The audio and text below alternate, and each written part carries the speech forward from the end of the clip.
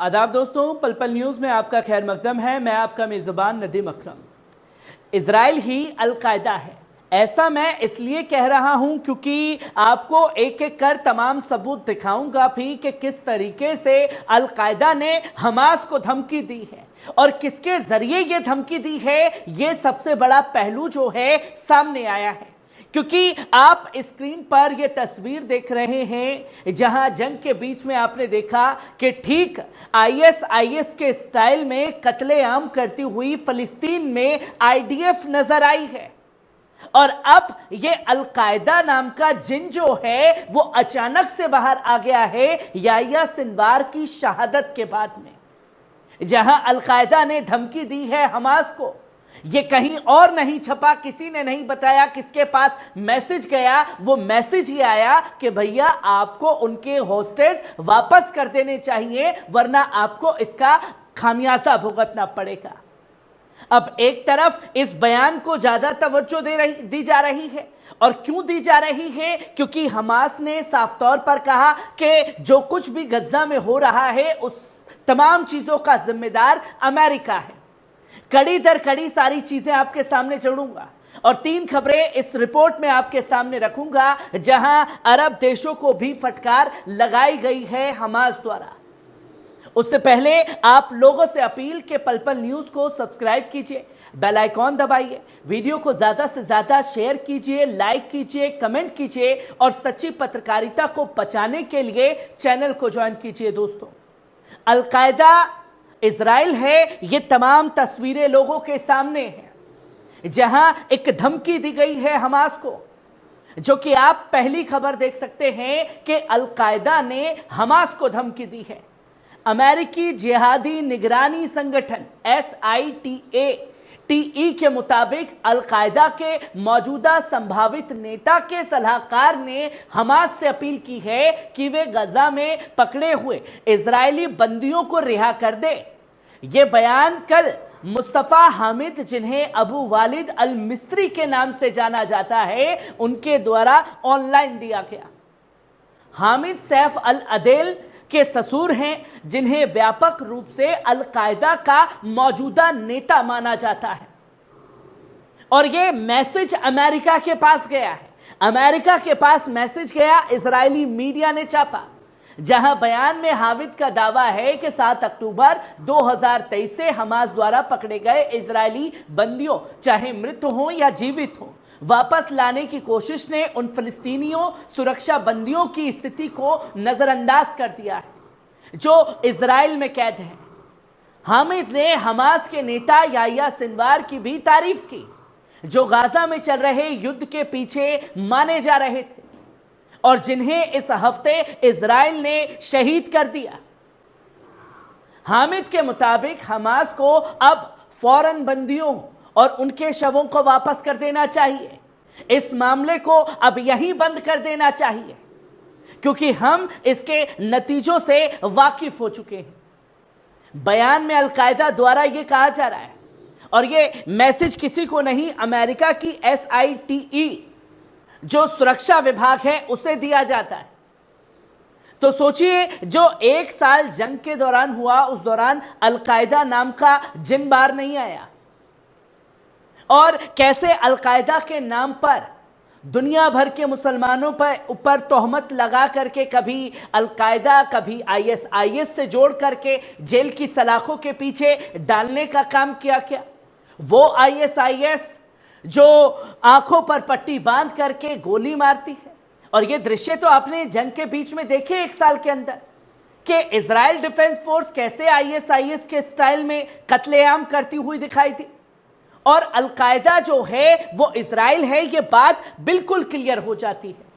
वहीं दूसरी तरफ क्यों ये बयान आया? क्योंकि अमेरिका को जिम्मेदार ठहराया है इस्लामी जिहाद तहरीक ने, और उत्तरी गाजा में इजरायली निजाम द्वारा किए जा रहे कत्लेआम के लिए अमेरिका को जिम्मेदार ठहराया।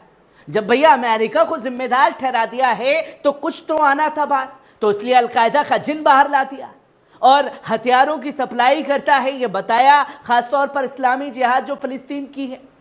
अलमायदीन न्यूज नेटवर्क द्वारा जारी बयान में इस्लामी जिहाद ने रविवार को यह साफ तौर पर कहा कि उत्तरी गजा में इजरायली जुर्मात उस मंसूबे का हिस्सा है जिसका मकसद इस इलाके में जिंदगी को तबाह करना है।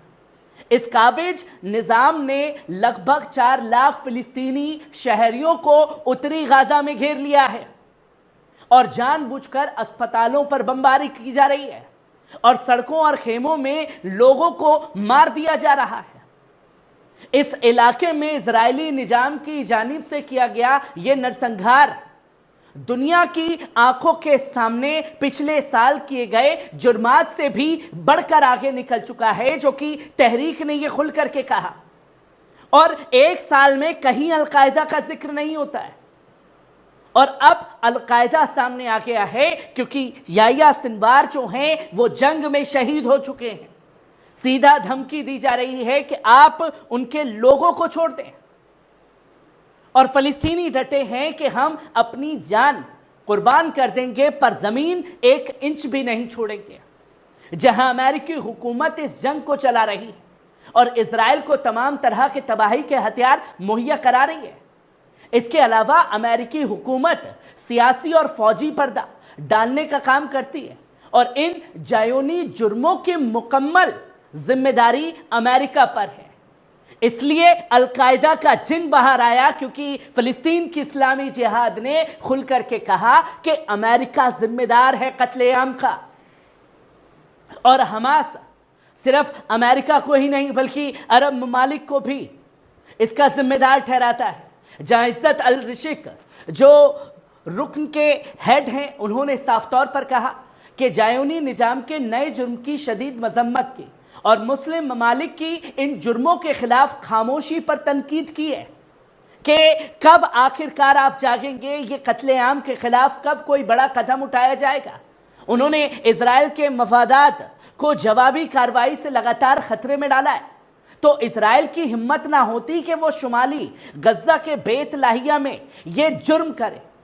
अल रिशिक का कहना था कि जायोनी निजाम एक वहशी जानवर की तरह बर्ताव कर रहा है और उसकी वहशत उस वक्त तक नहीं रुकेगी जब तक उसे सख्त चोट ना पहुंचे।